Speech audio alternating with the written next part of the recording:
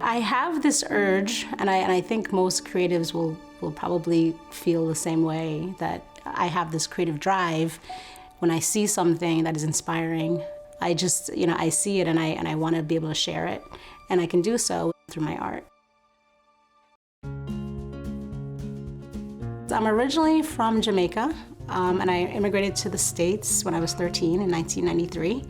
I've done art for as long as I can remember, and kind of put it on the side for a little bit out of college, getting into work, but found it again when I moved to this area.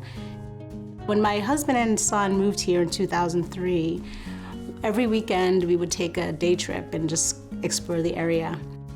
We found the Adirondacks, and just being in awe of the mountains and all the rivers and streams there, I was completely inspired. And my husband encouraged me to start painting, and haven't stopped since. When I come to the studio with my studies and my sketches, I will typically just work out some compositions.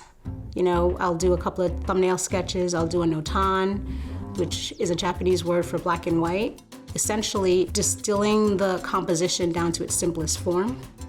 Typically now, I try to do an underpainting whenever I see a scene. Let's say the dominant colors are blue and green. I will try to look at the like a color chart, color wheel, and do an underpainting of the opposite. So now I'm using rubbing alcohol as a solvent to kind of turn the dry medium of pastel into a wet medium. That has been really interesting. When I put the local color on top, it just seems to shimmer. Complements kind of make each other more vibrant.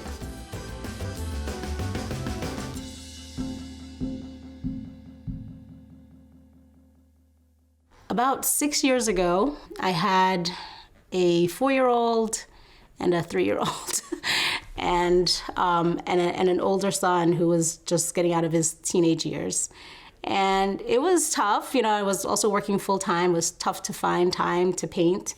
So my birthday was coming up, and in January, a thought occurred to me that, hey, what if I gave myself a present?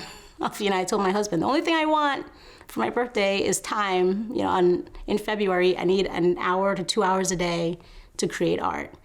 And that's how it started. Creative February is, I like to describe it as to take the time to give yourself, if you're an artist, a creative, writer, musician, whatever it is that you create, time to honor that about yourself and create something every single day.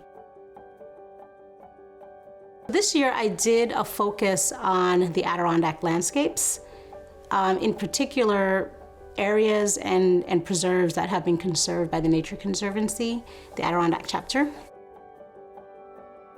And usually I avoid Twitter, but I got on there and we were posting every day, and I just was really impressed and touched by the people who reached out and shared their memories of their childhood spent in the Adirondacks, or just even if they weren't in the Adirondacks, just in nature, people reached out to share that with me, and that was really energizing. And it was fantastic, because that's exactly what I wanted to do with this project. I wanted to connect with others and teach them about the importance of our landscape and how we need to be stewards and take care of it, because it'll take care of us.